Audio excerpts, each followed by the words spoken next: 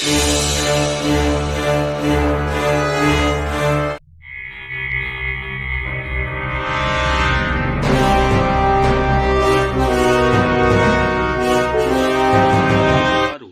To Odia fast tech news. आज आपण मानकु किछि गुरुत्वपूर्ण खबर कहिबार अछि। ओडिसा को आसी साराणी ओडिसा कोन लोक माने बची पारिबे तो आउ कोरोना भाइरस गला परे ये खतरनाक भाइरस पुणी इंडिया को आसी साराणी कोन ये विपदरु आमे रक्षा पाई परिबानी।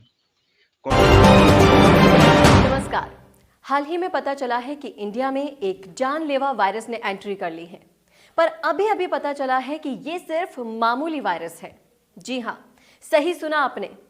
तस्वीर में दिख रहा ये इंसान जानलेवा वायरस से भी खतरनाक वायरस है जो आपके आसपास घूम रहा है और एक बार किसी के दिल में घुस जाए तो इसे निकालना नामुमकिन है। तो सावधान रहें, सतर्क रहें और इनसे बचकर रहें।